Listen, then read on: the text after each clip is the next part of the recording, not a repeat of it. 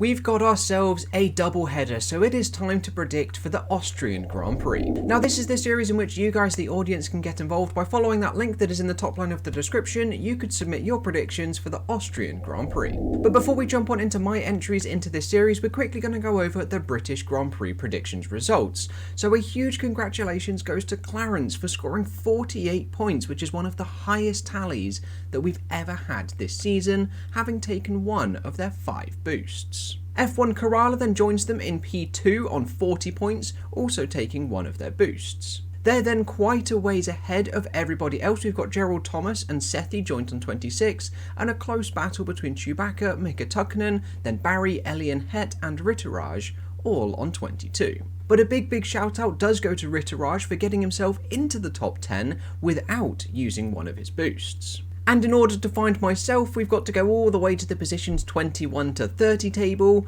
I scored 13. And if we take a look at the stats for the most accurate qualifying performance, that actually goes to Rituraj as well, scoring the top 3 spot on. Now just a small little note here, the drivers that are yellow in the italics font are highlighted incorrectly, however the scoring is not affected with this issue. This is just 100% a formatting issue. It's supposed to highlight the drivers that are correct within the top 5 but in the incorrect position, but there's a small formatting issue behind that. The scoring isn't affected. And then for the most accurate race prediction, that goes to Elita M, getting Perez, Hamilton and Leclerc in the exact correct positions. And then Elita M ended up with the most accurate race weekend set of predictions as well. Taking a look at some of the bold statements that actually came true this weekend, we had a large spread. There was quite a few of the low risk statements, like my one, Red Bull will podium, that only just came true. McLaren will come back into the points, Latifi won't end up scoring, Ferrari will be in the podium, and Alpine will score some points as well. There were then a few of the medium risk statements as well, that Russell's top 5 finishing streak will end.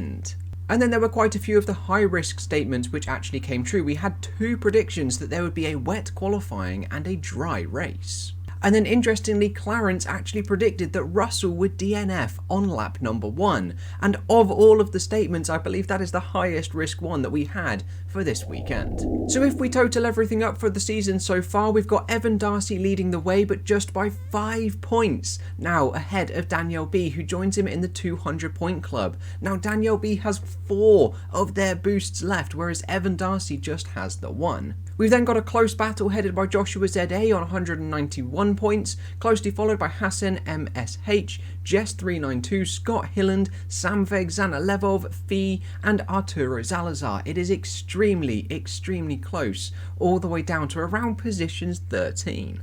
And in order to find myself in the season's long leaderboard, we've got to go to the positions 21 to 30 table, where I've scored 139 points for the season so far. Now there is also an average points column for the entries that you have made. This is to the right of the score in bold. Now this is to enable people that haven't entered into every single one of the races to be able to compare themselves to the people that have. There is then also a second half to this leaderboard. We've got a little over 90 entrants into this series, which is absolutely awesome. I cannot thank you all for the support enough. It is really greatly appreciated. So a huge congratulations to every single one of you who has entered into this series, and that concludes the results for the British Grand Prix audience predictions. We will now move on in to my predictions for the Austrian Grand Prix. Now remember, if you want to get involved in this series, then do follow that link in the top line of the description below, where you'll be asked a set of questions in which you'll be submitted into the Audience Prediction Championship. For a full list of the rules, there is a rules document in the description down below as well,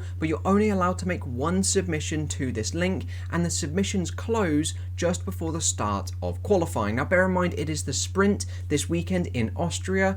The top 5 for qualifying question is for the sprint race results.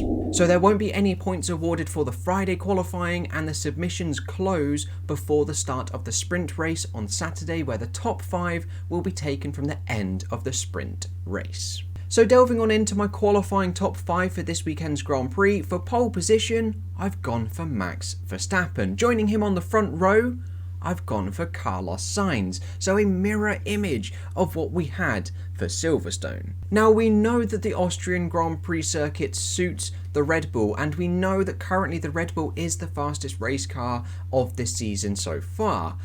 So it's sort of connecting the two relatively obvious dots that Verstappen is leading the Drivers' Championship and the fastest driver on the grid in the fastest car, it's going to end up on pole position. However, obviously that doesn't always happen in the world of Formula 1, lots of things could happen, but I do think it's one of the safest bets to take. Then lining up in P3, I've gone for George Russell in the Mercedes, P4 I've gone for Sergio Perez, and then P5 I've gone for Charles Leclerc. Now I think putting George Russell that high up into the top 5 for qualifying is definitely a bit of a reach, but we have seen in Silverstone the Mercedes has taken a bit of a step forward, but potentially it's a little bit of a false start like we saw in Spain, where they improved greatly in Spain but then sort of took a couple steps backwards again in the races subsequent.